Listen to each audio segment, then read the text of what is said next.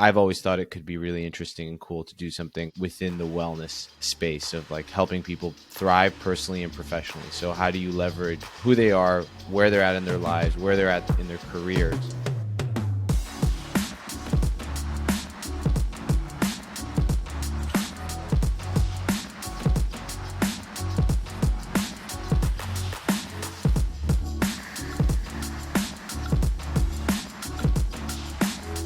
Welcome back to the Fitt Insider Podcast. I'm your host, Joe Veneri.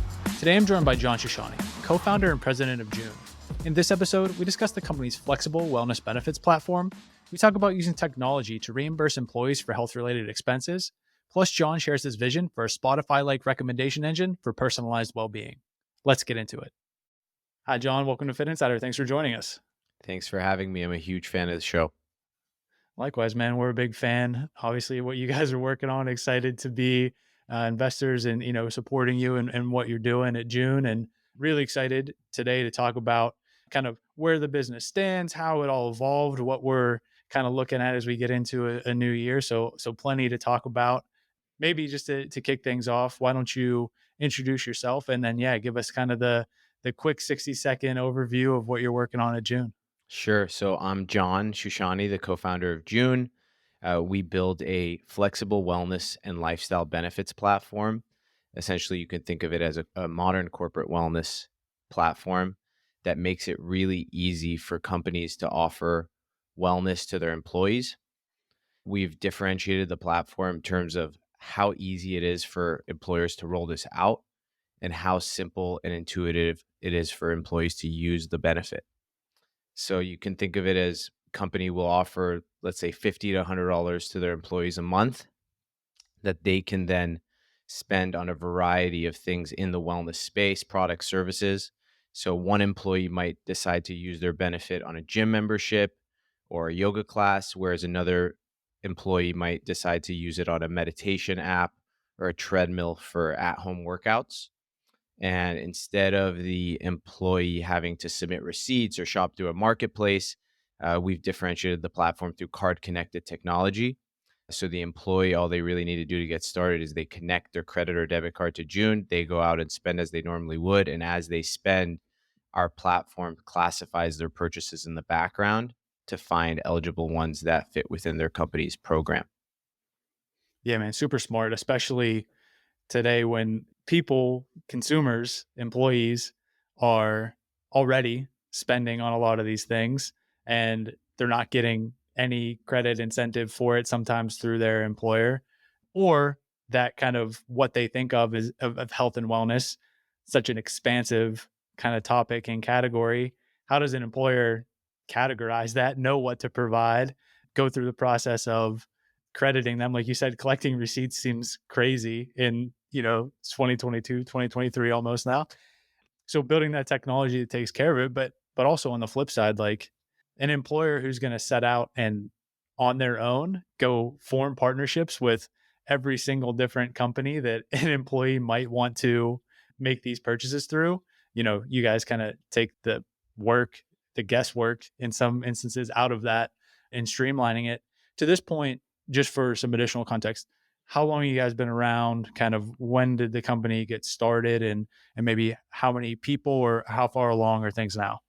Definitely. So we are at about 20,000 benefit recipients. So those are employees that are using Joon, spread across about 125 employer clients. We've been around for 4 years and feel like we're just getting started. So it's an exciting time. Yeah, it's even in that 4 years, I'm sure flies by in startup world, especially as you're getting things off the ground and then evolving it and getting it launched out to these employers. How have you thought about, or how even have you seen the process of outreaching and having those conversations with employers? Like, I'm sure initially, and still to some extent now, like convincing them of, hey, people want these benefits, they want a variety of different things. Was there a lot of kind of education and convincing that's gone into that? Or now, because it's such a competitive market and people are basically doing everything they can to keep and retain employees, is it just like a no-brainer for them to have something like this? What's that kind of sales pitch like, and even getting them onboarded?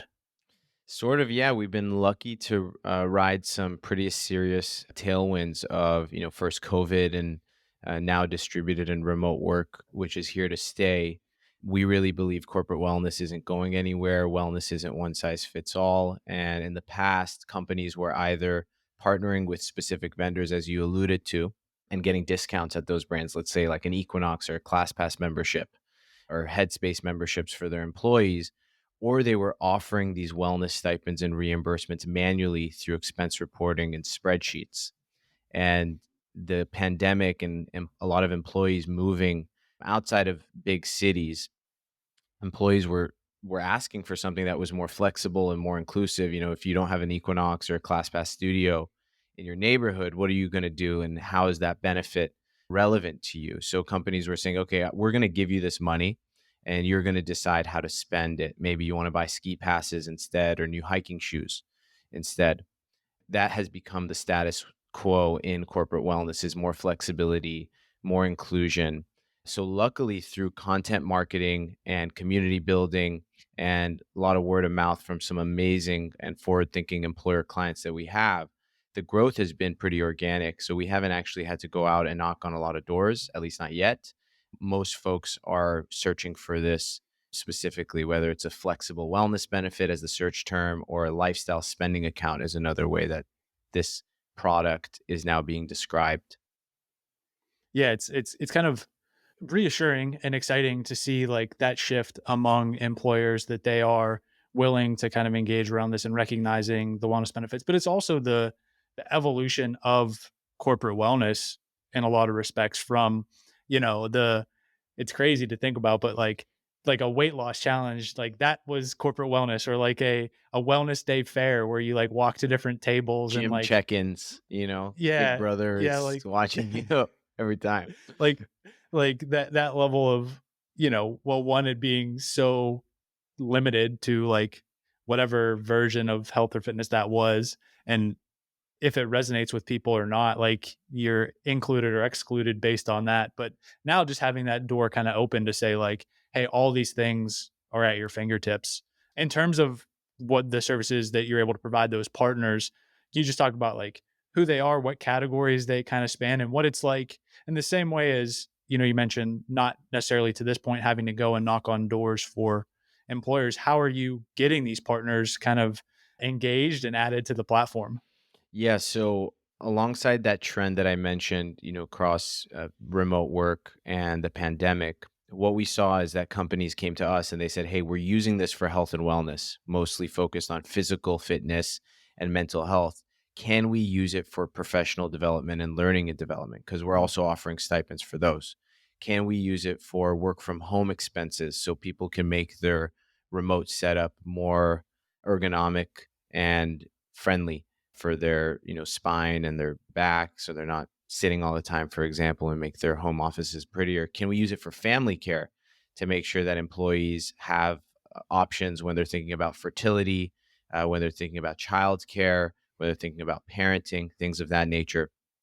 So we've actually really expanded our definition of well-being to include not just physical fitness, but also mental health, family wellness, financial wellness, across the board.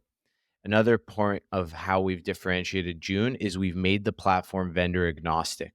Mm. So rather than being limited to a specific marketplace of brands, as you might find in like a ClassPass or a Gym Pass type app or product, same with some of our competitors, you have to spend within a specific portal where there's only specific brands included.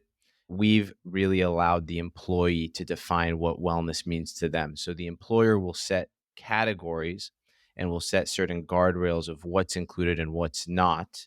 And then the employee can choose which brands and merchants that they'd like to go to. So if you're in Iowa, or if you're in Utah, or and you're maybe in a smaller city around the United States, you're not only limited to a big box gym. You could go to a local yoga studio or a brand that maybe we've never heard of. And we're using the technology on the back end to classify that that's a wellness expense, or that that brand or product fits within the categories that the employer has selected. From there, we've also realized that sometimes employees don't want too much choice People don't want too much choice. There's analysis paralysis, there's the decision fatigue. So we can then use our love for the space, our obsession with fitness, wellness, movement, in order to then go out, try different brands and products, and then start to curate the best ones that we've tested and reviewed and highlight those products and vendors at a discounted rate to our community. And we've seen that that is also being appreciated by them because now people can get recommended things as well. Yeah. Do you think of that as like a basically demand engine, or do you think that that's just like an added perk in addition to the work that you're doing already to like categorize and incentivize people to buy that? How do you kind of message that to them or offer that kind of, it's not exactly an upsell, but it's like an added benefit and highlighting them and promoting them to the network? Yeah, it's definitely an added benefit to have this one. You're having basically free money from your employer every month. And then if we can make that free money go further by curating and personalizing what is shown to you as an employee based off of your life goals, based off of your lifestyle and stage, it's an added benefit. And employers love that. Employees love that. And it really fits into the more of the vision of the company is like, how do you build, think about Fit Insider today and all the amazing brands that you're highlighting. And Fit Insider's definition of well-being has also evolved. How do you consumerize that and meet employees or meet people where they're at and give them the right product or service recommendation at the right time instead of them having to go through and sift through so many different products and services these days? Yeah, it's crazy. We get, there's obviously in making the comparison to Fit Insider, people reaching out all the time with like, "Hey, have you seen this company? What do you think about that?" And then, from the business lens, right? And then there's the next level of that, which is, "Hey, what do you guys use? Like, what protein do you use? What meditation app do you use? What have you tried? Like this wearable device." So even, doing the work of curating that and discussing and presenting the benefits. And then of course giving them that money to then go and try it, or at least reimbursing them essentially for using it. There's a ton of value just in like almost that recommendation curation engine aspect of it.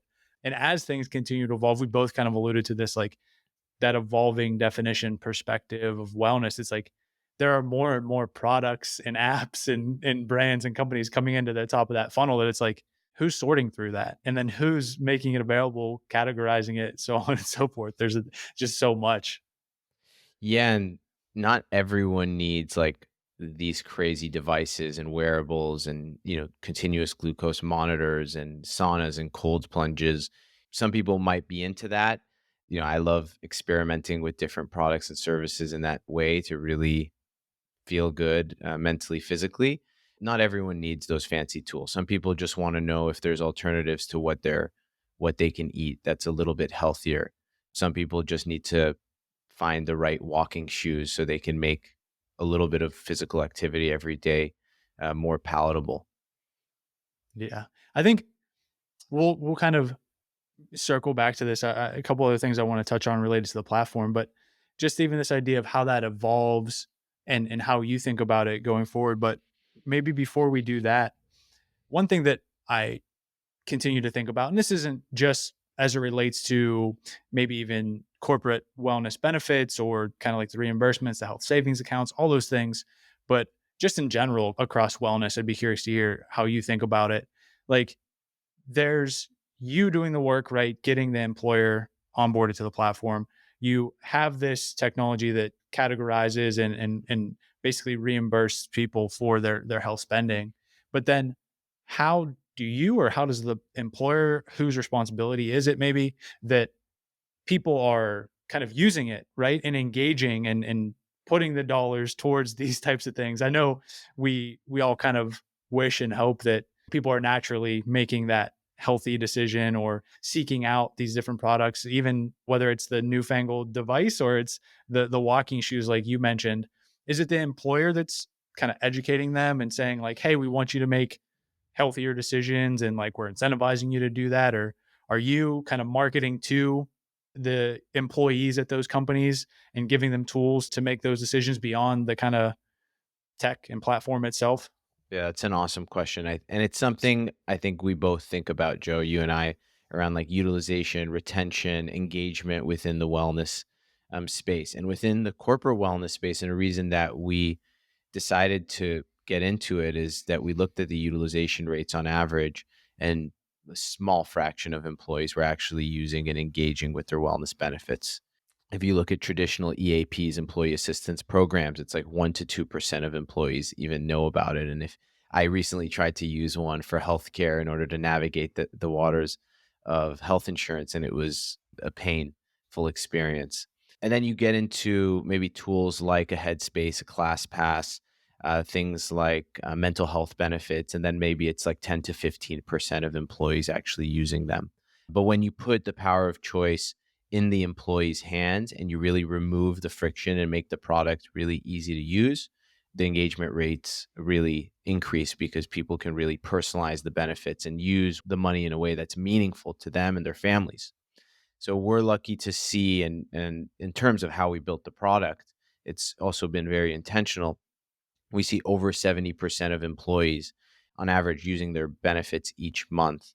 The way that we communicate those benefits to their employees in their June program is a joint effort between us and the employer. We make it really easy for them to plug the program, make it really easy for them to invite employees, and then we also support them with collateral to make it super intuitive for them to understand what they're getting, how much are they getting, and how to engage and use the benefits. And we plug those collateral and those communications into the hiring process. So it sometimes lives on the employer's career page. And then we help the employer actually communicate it through the interview process. And then from there, it's really easy to access at all times within the company intranet and other resources that they offer via Slack, etc. Yeah, I think that's the interesting thing, and I appreciate the insight in that answer. Like the things, just even pulling out what you're saying is like acknowledging the power of these benefits, right, and the kind of need to simplify this for the employer and the benefit that they get and they're able to deliver to their workforce. But then things like the simplicity of ease of use, right? That once they are kind of onboarded and using it and making sure that that utilization is there, and then the power of choice that they have to kind of define those things and spend the money on the things that they think is going to benefit them. Um, Yeah. are And there and Go that was for a it. key insight that sorry to cut you off, that we also grabbed from previous business that we started in the wellness space. We started a consumer finance product, a wellness debit card product that rewarded consumers for spending on wellness, helped them discover brands. And, to get someone to use a product like that's in their wallet for this specific purpose, it just added extra friction to the experience of having to remember to use this card when you might have other cards in your wallet. So making it really seamless and intuitive was a big part of how we thought about building the product. Really removing friction is a big belief in ours. If you want to get people to engage with wellness, you really have to make it easy, because people will make any type of excuse to not use it, even when there's free money sitting on the table. And that's when you look at things like HSAs, FSAs, and the utilization there, it's so abysmally small because of the types of restrictions that are incorporated within those programs and offerings. Yeah, I'm glad you jumped in there because I was kind of leading us down that road of one, the key insights that led you to this and that you have been able to pull out along the way. And it's, of course, so interesting to hear the perspective from kind of having done a version of this before. But the second part of my question was like looking at the HSAs, FSAs, the credit cards, the companies that are doing various versions of this, and like why you took this approach, which you kind of answered there, but why people aren't using it when the money is there, right? And I think it's something that there's no easy answer to because we've also seen other versions of this, of course, where it's like incentivizing people actually paying them to work out, right? And you pay them to work out and then they do it for a little bit, they start to get some of the reward. And then over time, even though there's potentially more money to be earned or incentive to be had, like they just don't do it. or any other version of these like kind of reimbursement schemes. So it's, it's interesting to hear you say like that any friction that exists, basically any excuse that there is. And I think we all in some version like fall victim to this, like from like a workout physical activity standpoint. It's like kind of like once you get on the couch and maybe put Netflix on or whatever, it's like not that good of a chance that like you're gonna get up and do the thing that's good for you, even though you know the incentive or what have you. So Yeah, there's so many apps too, right? There's so many technology tools, and if we're balancing, this isn't also in the context of work, right? A wellness benefit, and you have Slack, you have your email, you have other tools that you're using for project management. So I think we always have to be careful of like what else we add to the mix. Employers want to be careful about what else do they add to the mix that's not going to actually make life more stressful. That would be a little counterintuitive if your corporate wellness tool is actually adding more stress to an employee's life. yeah, I think it makes a ton of sense. That was the, I guess the third or fourth. I think I lost track because I was pulling out the insights, but that removing friction, making it seamless, and making it something that people just continue to do what they're doing, and you guys take care of figuring out how this gets tracked and logged and credited and all that stuff. I think it's a really smart kind of takeaway, and something that, since having met you and thought about how the company functions and then trying to apply that learning when I think of other problems that exist in the space, which is just like, how do you get people to not only just do the thing that's good for them, but make it kind of like seamless, that's such that they don't even have to think about doing it and they're getting whatever the result or reward is. As that kind of continues to evolve, right? We were chatting a little bit offline. You're at, 11, 12 team members now, kind of growing the company, thinking about how that platform continues to evolve. What are the kind of key things? I'm sure you're doing year end, new year planning, all that type of stuff. Are there things that kind of you've identified across the company, or like these are the things we're most excited about, looking forward to, kind of KPIs that you're excited about getting into the new year or really prioritizing? Yeah. So one, we've seen our average company size right now, our employer client size is about 50 to 1,000 people. And we've seen that as we continue to go up market, that international, going global is a big priority for Mm. us. So we're lucky to have a solid rock star engineering team who is working super hard and diligently in order to make sure that we can just support clients that are not just in the US, but employees all across the globe. So that's an exciting step for us. And it's going to be interesting to see how our definition of wellness evolves and what kind of trends we're going to see, not just across the United States, but globally in this world. Second is we are close to classifying around $100 million a month in wellness purchases and transactions. And we're actually powering more than $600,000 a month in reimbursements towards physical, mental well being. It's pretty shocking at this scale. We're still a seed stage company. Next year, we'll be classifying around $1 billion a month in purchases, and we're going to be, doing these global reimbursements. And the technology that we've used is a big part of the differentiation, and it will allow us to do a lot more with the personalization piece that we could double click into as well. Yeah, what does that look like, since you mentioned it from a personalization standpoint? And I'm sure not only from the employers and especially internationally, globally, like how they're selecting what falls into those wellness buckets, but even personalizing as people think about, spending that money and what that looks like, getting categorized, and then you continuing to iterate on it and improve the tech that you've already developed.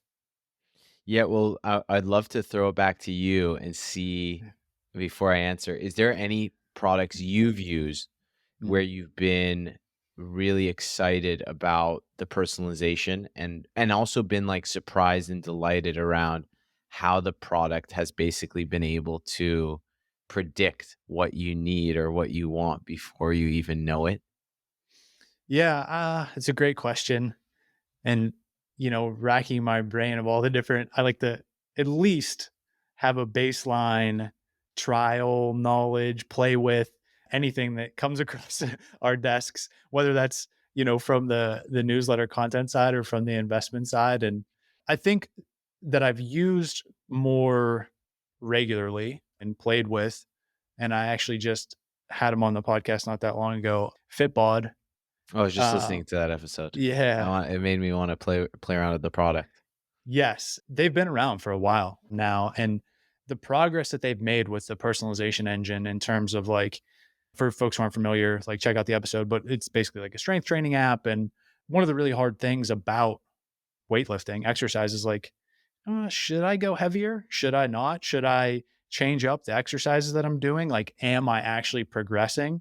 And so having the ability to like look at not only your routine, but just like the weights you're lifting and how you're doing that, and then kind of tell you like, oh, you should be doing this the next time around, this type of exercise, this much weight, this much intensity. I think that's pretty powerful, especially for something that's like a very simple, intuitive app, and you're not like paying a ton of money for it like you would like personal training and lots of different things. So that's, I think a great resource. But something I've been thinking a lot more about is like, I'm probably not the average consumer, right? Like, I'm pretty dedicated to living a healthy lifestyle and pretty regimented around it. I invest a lot of time and energy into it. However, I oftentimes feel like, man, am I doing this right? I know how to do it. And I'm still like, is this working? Is this particular meal plan, diet, supplements, whatever, working? Is this routine, et cetera, working? Is like all these things. And it's like, there's no clear way, whether it's through wearables or, I get regular blood work, like all these types of things. And I'm trying to piece it together to understand like, are things trending collectively in the right direction? More recently, I've played around with this company called Life Force, and Oh, yeah, yeah. They recently come up on my radar. yeah, it's really interesting. They have a really powerful platform, and basically they take your blood work, they give you a team of doctors and concierge and nutritionists and help you figure everything out. And then you do quarterly blood work, and they can prescribe you. Well, they can help you get different supplements, whatever, or prescribe you kind of more serious, everything all the way up to like hormone replacement therapy if you want or need that. So it's kind of putting all those pieces together very much from a personalization standpoint. And I could go on, but hopefully those two Yeah, no, that's are good thank you for letting me examples. take that tangent. For me, when I think about product, one of the best I've used and I continue to use is Spotify, right? You listen to music passively, and over time, every Monday, I look forward to my Discover Weekly, where it's basically using my taste and my preferences in order to recommend songs so precisely that I love, and I then add to my playlist, and then from there, it continues to get better. And I've always thought it could be really interesting and cool to do something like that within the wellness space of like helping people thrive personally and professionally. So, how do you leverage who they are, where they're at in their lives, where they're at in their careers? Are they a recent college grad who is suffering from student loans and financial wellness and wants to focus on their mental health and try therapy, versus maybe someone who's like me, 30, just got married, wants to start a family, wants to understand the lay of the land in terms of what it's going to cost, what it's going to mean from a healthcare standpoint, what it's going to mean in terms of what I have to buy, want to be the best parent possible, things of that. Like, so we're also different, and also across people's career and companies, there's different age groups and sets of folks. So then how do we leverage all of that as well as people's purchase data and their preferences in order to then recommend and personalize brands that might be meaningful to them in the next phase of their life? And we're at the very beginning of that, but it's something I get really excited about continuing to invest and build. Yeah, man, sign me up. I mean, that's pretty much the version of that, applying that to life, not, all the various aspects of wellness across, not just, as I was talking about, like specific products where ultimately, like, that's what I'm trying to piece together. And I'm having to do the work myself. Like, go find the nutrition thing, go find the mental health thing, go find the physical activity fitness thing, all the way down the path, and then bring it all back together and sit down and be like, okay, now, not to mention the fact that I'm paying for like 5, 6, 7 different apps, subscriptions, devices to piece together like what is the path, like you said, that is actually accounting for what I'm trying to achieve, my goals, my budget, all these different things, and still not having it all figured out. Yeah, and I think another interesting trend, if you look at the wellness space over the last 5, 10 years, is it first was very like company and blog focused, Mm, and then it became like the age of the influencer. And then there were so many influencers recommending all these products and maybe at times being misincentivized. And you as a consumer then maybe started to lose trust of what was real. And now I think people are demanding more curation and understanding what they're getting. And if they're, for example, looking at protein powders, like what's the difference between X, Y, and Z protein powder? What are the pros and cons of each? How can I get the best price on each? Because things have gotten also so expensive. And we want to be a part of that as we expand our corporate wellness footprint.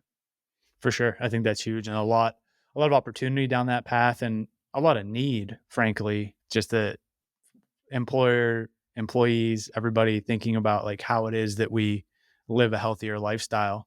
I think we've checked a lot of the boxes that I had top of mind. One thing that I did want to ask before we get you out of here as well is like when you think about corporate wellness and trends within corporate wellness and the industry and how it continues to evolve, do you think that this basically the incentive reimbursement, the engagement around it, does that for health and wellness, does that continue to sit as like the employer having a responsibility almost to serve the employees? Or I guess another way of asking it is, what responsibility do employees have? And is there ways in which you're thinking about it, June, like we engage individuals outside of like the corporate wellness structure? Or is this like, hey, given how incentives are aligned and retention and what that means in healthcare spending, like it will continue to make the most sense to go like through the corporate wellness or enterprise route to not only build this company but have an impact in terms of health and wellness. And part of that is like there's the evolution of corporate wellness, which I think there's a ton of opportunity, obviously a massive market. But then there's this other, even consumer products are now pivoting into enterprise sales because it's super difficult to acquire and retain individual consumers. So I was just curious if you look at it and think like, hey, what other avenues are there to engage people? Or is it like continuing to maximize the opportunity within like corporate wellness as we see it now and how it's continuing to evolve? Yeah, I'm going to try to piecemeal that question. I don't think corporate wellness is going anywhere. I think a lot of consumer products saw ClassPass and Headspace do it and Calm do it in terms of going from direct to consumer to B2B. With rising customer acquisition costs in the consumer space, a lot of these venture backed companies had to grow and now are looking for other ways to become more sustainable and profitable. So they're now looking at B2B. But I think the corporate wellness buyer, the HR buyer, is bombarded with so many different products and services and cold emails. For them to actually go out and curate each individual brand or product and do these specific vendor relationships with each company is not something that they have so much other stuff on their plate, from recruiting to more operational HR stuff that they have to take care of, healthcare, open enrollment, etc. So for them to now have to be like a chief wellness officer isn't necessarily in their job title. There are some larger companies that actually will hire directors of well-being and for roles like that, but for most businesses that doesn't really make sense. So they are going to be looking for a partner like June in order to help them curate and make this remove the acute pain point of offering these types of benefits, because it takes administration time to offer these, to communicate these to employees and make sure that they're actually using and engaging with the programs. And then something else I'd like to mention is just around, we're really bullish on the content and community piece and really focusing on wellness, physical and mental health. Other platforms in and around our space have really just focused on trying to solve the acute pain point.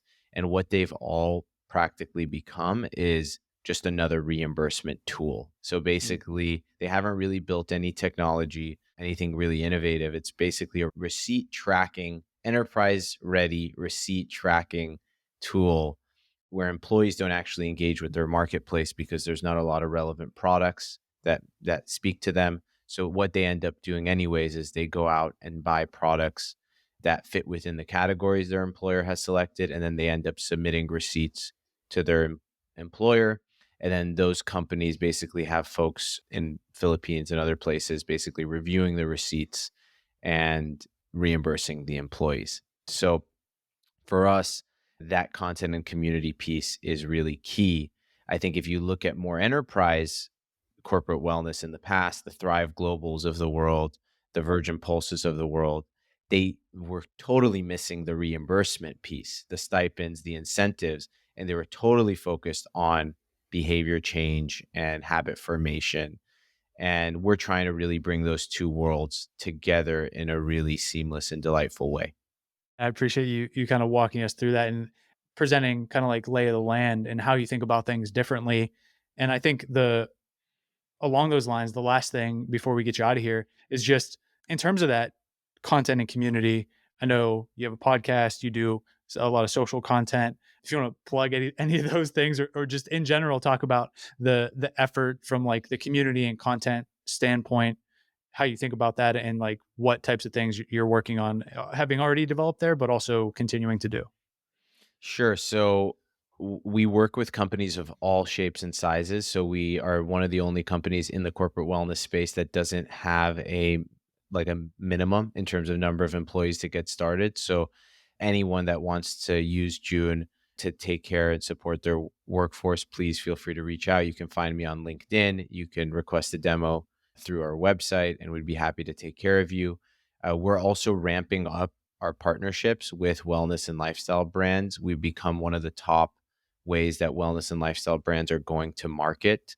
And we're spending a lot more time reviewing those products, testing them ourselves, and really sharing our authentic thoughts about how we think they can or can't fit into our lives. So if you're a wellness and lifestyle brand and you'd like to explore partnering, again, feel free to reach out.